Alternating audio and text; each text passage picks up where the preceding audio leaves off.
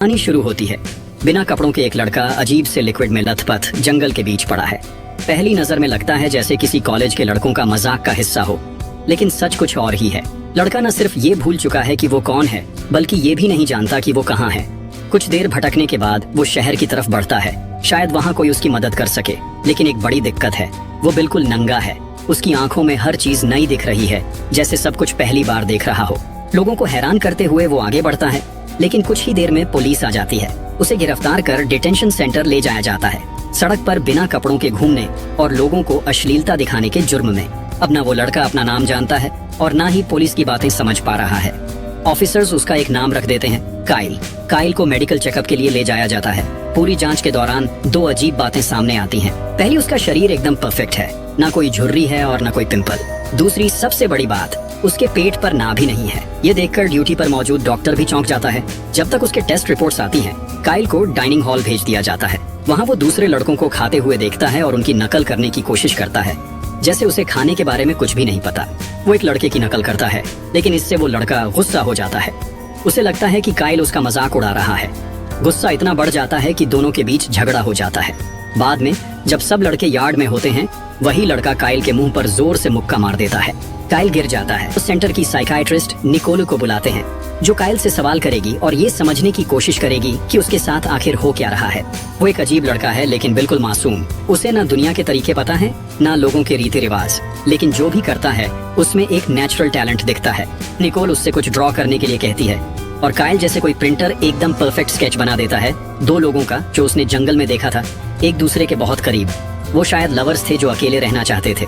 Kyle का behaviour बिल्कुल शांत है, कोई एग्रेशन नहीं दिख रहा। इसीलिए निकोल उसे अपने घर ले जाने का फैसला करती है, ताकि वहाँ कुछ और टेस्ट्स करके ये समझ सके कि उसके साथ आखिर क्या हुआ है। उसे शक है कि काइल किसी बड़े हादसे से गुजरा है, शायद इसी वजह से उसे कुछ भी याद नहीं। काइल का पास्ट एक बड़ी पहेली है, शायद उसका दिमाग पुरानी यादों को भूल चुका है। निकोल के घर पर काइल को देखकर लॉरी एकदम चौंक जाती है। वो नहाकर टॉवल में बाहर आती है और एक अनजाने लड़के को सामने देखकर घबरा जाती है। दोनों एक पल के लिए चुप रहते हैं। काइल तो जैसे किसी और दुनिया में ही खोया रहता है। लॉरी भी ज्यादा ध्यान नहीं देती, क्योंकि उसका मन अपने बॉयफ्रेंड से मिलने में लगा होता है। थोड़ी देर बाद काइल घर के बाहर जाता है। उसकी नजर एक तितली पर पड़ती है और वो बिना सोचे उसके पीछे चल पड़ता है। तभी उसे पड़ोस के घर से मधुर संगीत सुनाई देता है। जब वो अंदर जाता है तो एक लड़की अमांडा से मुलाकात होती है। अमांडा की मधुर संगीत सुनते ही काइल की आंखों से आंसू बहने लगते हैं। उसे समझ नहीं आता ये क्यों हो रहा है, पर वो अपनी जगह से हिल भी नहीं पाता। तभी अमांडा उसकी तरफ मुड़ती है और उसका डरा हुआ चेहरा देखकर काइल घबरा जाता है। वो तेजी से वापस भागता है और जाकर बाथरूम के बाथटब में छुप जाता है। इसी बीच लॉरी का भाई जॉश एक एडल्ट मैगजीन लेकर अंदर आता है। वो मजे से तस्वीरें देख रहा होता है, लेकिन उसे ये एहसास ही नहीं होता कि बाथटब में एक और आदमी छुपा बैठा है। जैसे ही जॉश की नजर काइल पर पड़ती है, वो जोर से चिल्लाता है और सीधा अपनी माँ के पास भाग जाता है। लेकिन भागने की जल्दी में वो मैगजीन वहीं छोड़ देता है। जॉश को डांटने के बाद निकोल को दरवाजे की घंटी सुनाई देती है। जब वो खोलती है तो सामने अमांडा की माँ कैरल खड़ी होती है, गुस्से से भरी हुई। उसे आज के हादसे का हिसाब लेना है। कैरल सुबह अपनी बेटी के साथ काइल को समझाने आई थी, लेकिन जब वो उससे कहती है कि सच बताए, तो अमांडा और काइल एक दूसरे को एक अजीब मोहब्बत भरी नजर से देखने लगते हैं। ताकि बात और न बढ़े, कैरल वहाँ से चली जाती है और अमांडा भी अपने कमरे में लौट जाती है। उसी रात जब स्टीफन वापस आता है तो निकोल उससे काइल से मिलवाती है और बताती है कि ये कुछ दिन यहाँ रुकने वाला है। रात के खाने के दौरान एक अजीब लेकिन हैरान करने वाली बात होती है।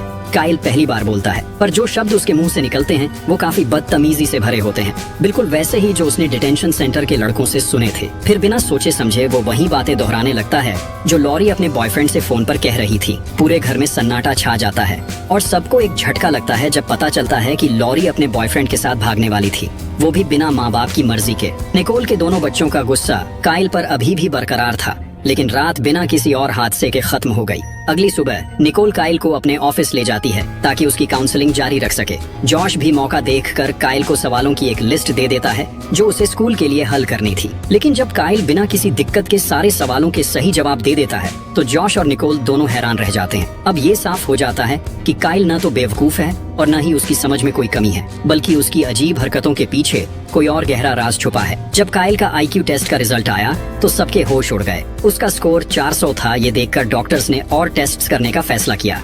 जब उन्होंने काइल का MRI स्कैन किया तो पता चला कि उसका दिमाग इंसानों से कई गुना ज्यादा डेवलप हो चुका है। उसकी ब्रेन एक्टिविटी इतनी तेज थी कि या तो वो एक एलियन हो सकता था या एक इंसानी रोबोट। रात को निकोल काइल को वापस घर ले आई और जॉश के साथ रूम शेयर करने को कहा।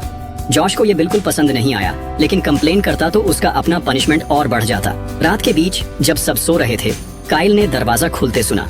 उसने देखा कि लॉरी चुपके से घर से निकल रही थी। क्यूरियस होकर काइल उसके पीछे चल पड़ा और देखा कि लॉरी एक पार्टी में पहुंच चुकी थी। वहां का माहौल देखकर काइल भी उसमें बह गया और जल्दी ही नशे में धुत हो गया। ज्यादा पीने की वजह से उसे उल्टी हो गई, लेकिन क्योंकि उसे शर्म का कोई एहसास नहीं था, वो बिना किसी फिक्र के पार्टी कंटिन्यू करता रहा। लेकिन तभी वहाँ पुलिस आ गई। एक ऑफिसर लॉरी को ले जाने की कोशिश करता है, लेकिन तभी काइल बीच में आ जाता है। उसका चेहरा अजीब सा हो जाता है और वो सांप जैसा आवाज निकालने लगता है। ये देखकर सब हंसने लगते हैं, लेकिन जब ऑफिसर उस पर हाथ डालने की कोशिश करता है तो काइल तुरंत हट जाता है। ऑफिसर गुस्से में अपना डंडा निकालता है ताकि काइल को सबक सिखा सके, लेकिन काइल न सिर्फ उसके वार से बचता है बल्कि उसे ऐसे शर्मिंदा करता है कि सब जोर जोर से ताली बजाने लगते हैं। ऑफिसर बेइज्जती सह नहीं पाता और हार मानकर वहां से चला जाता है। उस रात काइल लॉरी को सेफली घर ले आता है। अगले दिन वो अपनी गलतियां सुधारने की कोशिश करता है और पूरी फैमिली का दिल जीतने लगता है। सबसे पहले वो स्टीफन का कंप्यूटर रिपेयर करता है और उसके वो इम्पोर्टेंट डॉक्यूमेंट्स वापस दिला देता है जो वो महीनों पहले खो चुका था। फिर वो जॉश का रूम साफ करता है और उसकी पसंद की एक नई मैगजीन भी ले आता है। इन छोटी छोटी चीजों से काइल ने धीरे धीरे पूरे घर का प्यार जीत लिया। निकोल ये देखकर सोचती है कि जब तक उसके पास्ट का राज नहीं खुलता तब तक वो उसे टेम्पोरेरली अडॉप्ट कर सकती है। लेकिन एक अजीब बात ये थी कि काइल रातों को सोता नहीं था। उसका बिहेवियर और भी अजीब होने लगा। वो रातों को बिना नींद के कराटे प्रैक्टिस करता रहता, बिना किसी थकान के। और सबसे अजीब बात, जो भी चीज हाथ लगती बिना सोचे समझे खा लेता, चाहे वो कच्चा हो या पका हुआ। एक दिन जब काइल यार्ड में था, एक वैन वाला आदमी उस पर नजर रख रहा था। पहले तो काइल ने इग्नोर किया, लेकिन धीरे धीरे उसे हर जगह वही आदमी दिखने लगा। अब ये क्लियर हो चुका था, कोई उस पर नजर रखे हुए है। कुछ दिनों बाद निकोल काइल को एक डॉक्टर के पास ले गई, लेकिन जैसे ही डॉक्टर ने रिपोर्ट्स देखी वो हैरान रह गया। काइल का बॉडी बिल्कुल नया लग रहा था, जैसे उसने कभी कोई चोट भी ना खाई हो। उसके दांत भी एकदम नए थे, बिना किसी कैविटी या डैमेज के। और सबसे शॉकिंग बात, उसका ब्रेन एक्टिविटी एक नॉर्मल इंसान से कई गुना ज्यादा था। डॉक्टर के पास इसके लिए कोई एक्सप्लेनेशन नहीं थी। उस रात डॉक्टर्स ने काइल को नींद की गोली दी ताकि वो आराम से सो सके, लेकिन छुपा हुआ राज तब सामने आया। नींद की गोली खाने के बाद भी काइल पूरी रात जागता रहा। इस बार वो अपने कमरे में नहीं बल्कि यार्ड में था, बस आसमान के तारे देख रहा था। स्टीफन को लगा कि शायद काइल के पास एक्स्ट्रा एनर्जी है जो खर्च करनी चाहिए, इसलिए उसने डिसाइड किया कि वो काइल को रनिंग पर ले जाएगा। स्टीफन एक समय पर खुद एक रनर था और उसे यकीन था कि वो काइल को थका सकता है, लेकिन स्टीफन का आइडिया उल्टा पड़ गया। काइल किसी ओलंपिक एथलीट की तरह दौड़ रहा था और अंत में थकने वाला स्टीफन खुद था, काइल नहीं। थकान और गुस्से के मारे स्टीफन वापस घर जाता है और निकोल से बहस करने लगता है। स्टीफन ने कहा कि काइल इंसान नहीं है और उसे वापस उस जगह जाना चाहिए जहां से वो आया है। ये बातें काइल ने खुद सुनी, इससे उसका दिल टूट गया और वो बिना किसी को बताए घर से भाग गया। स्टीफन ने हर जगह उसे ढूंढने की कोशिश की, लेकिन काइल कहीं नहीं मिला। पुलिस को भी कॉल किया गया, लेकिन उन्होंने कहा कि जब तक 24 घंटे नहीं होते वो कुछ नहीं कर सकते। रात को निकोल को अपने बेड के पास वाली टेबल पर काइल के बनाए कुछ ड्राइंग्स मिली। उनमें एक जगह बनी थी जिसे निकोल पहचानती थी। बिना वक्त गवाए स्टीफन और निकोल टॉर्चेस लेकर वुड्स की तरफ निकल पड़े। आखिरकार उन्हें काइल वहीं मिल गया, वही जगह, वही तरीका, बस तारे देखते हुए खड़ा था, जैसे अपने घर को याद कर रहा हो। घर वापस आने के बाद स्टीफन ने अपनी गलती मानी और काइल से माफी मांगी। उसने उसे गर्म पानी से नहाने का प्रस्ताव दिया। वहीं जब काइल ने पहली बार रेडियो सुना, उसके सिग्नल्स के बीच आने वाली व्हाइट नॉइज ने उसे शांत महसूस करवाया। और उस रात पहली बार इतने दिन बाद काइल को नींद आ गई। अगले दिन कहानी एक नए मोड़ पर आ जाती है। पुलिस का एक फोन आता है निकोल के लिए। उनका कहना था कि उस जगह के पास जहाँ काइल मिला था, एक इंसानी ढांचा पाया गया है। ये सुनकर निकोल चौंक जाती है। पुलिस का कहना था कि काइल एक कातिल भी हो सकता है, इसलिए उससे संभल कर रहने की जरूरत है। एजेंट टेलर ने निकोल को बताया कि जो हड्डियां मिली हैं, उनमें किसी तेजी से जलने वाले पदार्थ का इस्तेमाल हुआ है, मतलब मौत रिसेंट है। साथ ही कुछ स्किन सैंपल्स भी मिले हैं जिन्हें एनालाइज किया जा रहा है। टेलर काइल से तुरंत सवाल जवाब करना चाहता था, लेकिन निकोल किसी तरह बात टाल देती है, कम से कम तब तक जब तक काइल उठ नहीं जाता। अगली सुबह जैसे ही काइल उठता है, वो टीवी देखने की कोशिश करता है, लेकिन एंटेना खराब होती है। बिना किसी देरी के वो सीधे छत पर चढ़ जाता है और एंटेना को रिपेयर कर देता है। लेकिन जैसे ही वो नीचे आने लगता है, वो छत से कूद जाता है और ये सब कुछ अमंडा अपनी आंखों से देख लेती है। अमंडा ये सब देखकर घबरा जाती है। वो सोचती है कि काइल छत से गिरकर चोटिल हो गया होगा, इसलिए उसका ध्यान भटक जाता है और उसकी कार कंट्रोल से बाहर हो जाती है। गाड़ी सीधा जाकर कचरे के बड़े डिब्बे से टकरा जाती है। तभी काइल बिना किसी चोट के उसके सामने आ जाता है। अमांडा ये देखकर और भी ज्यादा हैरान हो जाती है, क्योंकि उसने अपनी आंखों से देखा था कि काइल काफी ऊंची जगह से गिरा था, लेकिन उस पर एक भी खरोंच नहीं थी। कैरल, जो पहले ही काइल को पसंद नहीं करती थी, गुस्से में आ जाती है। उसके लिए गाड़ी का डैमेज ज्यादा बड़ी बात थी। गुस्से से वो अमांडा को धमकाती है कि उसका ड्राइविंग लाइसेंस वापस ले लेगी, लेकिन तभी काइल आगे बढ़कर सारी गलती अपने सर ले लेता है। ये देखकर कैरल और भी ज्यादा गुस्से में आ जाती है और चीख पड़ती है, मेरी बेटी से दूर रहो। उसी रात स्टीफन घर लौटता है और निकोल से अकेले बात करने को कहता है। वो बताता है कि पुलिस ने एक और चौंकाने वाली बात बताई है। जिस दिन काइल मिला था उसी दिन एक आदमी भी लापता हो गया था। अब निकोल और स्टीफन और ज्यादा बेचैन हो जाते हैं, लेकिन जो भी हो, उन्हें ये नहीं पता कि उनकी सारी बातें एक और इंसान सुन रहा है। वही आदमी जो दिन भर काइल का पीछा कर रहा था। वो एक रिमोट माइक्रोफोन के जरिए उनका पूरा कॉन्वर्सेशन सुन रहा था। अगले दिन सुबह निकोल जब लड़कों का रूम साफ कर रही होती है तो उसे काइल के बनाए हुए कुछ ड्राइंग्स मिलते हैं। इन ड्राइंग्स में एक पैटर्न होता है। जब वो उन्हें ध्यान से देखती है और साथ में जोड़ती है तो उसे एक सिंबल दिखाई देता है, वही सिंबल जो क्राइम सीन पर मिला था। अब ये कंफर्म हो जाता है कि काइल वहाँ मौजूद था और हो सकता है कि उसका कोई कनेक्शन हो। दूसरी तरफ अमांडा ने लाइफगार्ड की नौकरी ले ली है। काइल, जो उसे पसंद करने लगा है, उसका ध्यान खींचने के लिए स्विमिंग पूल में जंप करने का प्लान बनाता है ताकि अमांडा उसे बचा सके, लेकिन छोटी सी गड़बड़ हो जाती है। लोग उस पर हंसने लगते हैं। उसका प्लान एक बड़े शर्मिंदगी में बदल जाता है। उसी दिन शाम को अमांडा निकोल के घर आती है ये देखने के लिए कि क्या काइल ठीक है। निकोल उसे अंदर आने देती है, लेकिन जब अमांडा उसके रूम में जाती है तो पता चलता है कि काइल वहाँ नहीं है। उसी वक्त अमांडा को काइल के सारे ड्राइंग्स दिख जाते हैं जो उसने उसके बनाए थे। ये देखकर उसे लगता है कि काइल उससे कुछ ज्यादा ही ऑब्सेस्ड है। लेकिन अगले दिन अमांडा फिर से काइल को पूल में देखती है। इस बार वो उससे मदद मांगता है ताकि वो स्विमिंग सीख सके। कुछ बेसिक टिप्स मिलने के बाद काइल पानी में इस तरीके से तैरने लगता है जैसे कोई एक्वामैन हो। ये देखकर सब चौंक जाते हैं और अमांडा भी हैरान रह जाती है। वहीं से अमांडा उसे इनवाइट करती है कि जब उसके पेरेंट्स घर पर न हो तो वो दोनों साथ टाइम स्पेंड कर सकते हैं। जब दोनों उसके घर पहुंचते हैं तो अमांडा अपने फादर के कुछ ड्राइंग्स निकालती है जो हाल ही में गुजर चुके हैं। हैरानी की बात ये थी कि उनके ड्राइंग्स और काइल के बनाए गए स्केचेस एक जैसे लग रहे थे। यही वजह थी जो अमांडा ने उसे वहां बुलाया था। बाद में काइल ने सोचा कि वो अमांडा के लिए एक खूबसूरत गिफ्ट बनाएगा। उसने अपने और अमांडा के फादर के आर्ट स्टाइल को मिलाकर एक कमाल का पोर्ट्रेट बनाया। अब बस उसे हिम्मत जुटाकर ये गिफ्ट अमांडा को देना था। उसी शाम एक पार्टी में जहां वो अमांडा से मिलने वाला था, उसका प्लान बिल्कुल बिगड़ गया। अमांडा पार्टी में अपने बॉयफ्रेंड चार्ली के साथ आई, जो काइल के लिए एक बड़ा झटका था। उसका पूरा प्लान जो उसने अपनी फीलिंग्स कन्फेस करने के लिए बनाया था, तबाह हो गया। उस रात घर वापस आकर काइल बहुत उदास था। वो बस एक ही चीज सोच रहा था, वो कौन है, क्यों उसकी यादों में सिर्फ वो जंगल और तारे हैं। अगले दिन निकोल ने उसे बताया कि उसने एक दोस्त को बुलाया है जो हिप्नोसिस के जरिए उसकी यादों को जानने की कोशिश करेगा। काइल इस बात पर तैयार हो गया और सेशन शुरू हो गया। हिप्नोसिस के दौरान काइल अपने दिमाग में उस रात के जंगल के सीन में वापस पहुंच जाता है। वहाँ वो वही आदमी देखता है जो हमेशा उसका पीछा कर रहा था। ये आदमी किसी दूसरे शख्स से लड़ रहा था। फिर अचानक वो आदमी उस दूसरे आदमी पर गोलियां चला देता है और भाग जाता है। तभी काइल उसका नाम पुकारता है, टॉम फॉस। ये नाम सुनते ही निकोल का दिमाग घूम जाता है। उसे याद आता है कि जब वो पुलिस स्टेशन गई थी तब उसने ये नाम सुना था। टॉम एक नया ऑफिसर है जो कुछ ही दिन पहले इस शहर में आया है।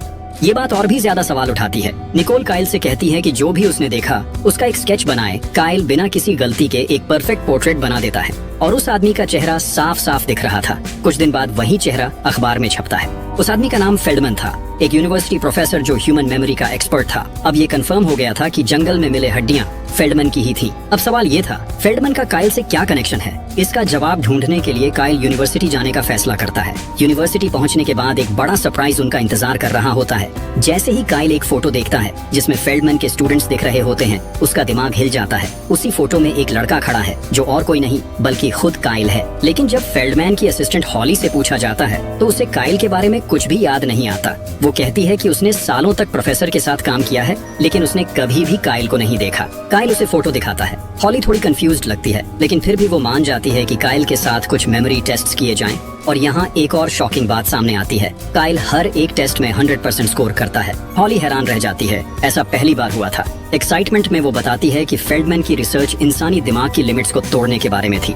इंसान सिर्फ अपने दिमाग का 10% ही यूज करता है, लेकिन फेल्डमैन ये प्रूव करना चाहते थे कि अगर किसी तरह पूरा दिमाग एक्टिवेट किया जाए तो इंसान क्या कुछ नहीं कर सकता। और अब एक बात पक्की थी, काइल इस रिसर्च का जीता जागता सबूत था और हो सकता है कि इसी वजह से फेल्डमैन की जान ली गई हो। हॉली उन्हें फेल्डमैन की विडो के पास ले जाती है, जो उन्हें उसके कुछ पुराने डॉक्यूमेंट्स देखने की परमिशन देती है। वहाँ काइल और लॉरी एक और चौंकाने वाली डिस्कवरी करते हैं, कुछ ड्राइंग्स जिनमें वही मिस्टीरियस सिंबल बना होता है जो क्राइम सीन पर मिला था। लेकिन इसके अलावा एक और बात उनका ध्यान खींच लेती है, कई जगह एक ही नंबर बार बार लिखा गया है। उन्हें लगता है कि ये कोऑर्डिनेट्स हो सकते हैं। ये जानने के लिए कि ये नंबर किस जगह को रिप्रेजेंट करते हैं, वो इंटरनेट पर रिसर्च करना शुरू करते हैं। तभी स्टीफन का फोन आता है। वो चिंता में उनसे पूछता है कि वो लोग कहाँ हैं। लॉरी अपने फादर से रिक्वेस्ट करती है कि वो इन कोऑर्डिनेट्स की सच्चाई पता करें। कुछ मिनट्स बाद स्टीफन वापस कॉल करता है। जो उसने बताया उसने सबके होश उड़ा दिए। ये कोऑर्डिनेट्स एक गवर्नमेंट फैसिलिटी के हैं जो मिलिट्री के कंट्रोल में है। मतलब ये सिर्फ एक आम जगह नहीं बल्कि एक बहुत ही सीक्रेट और हेविली गार्डेड फैसिलिटी है।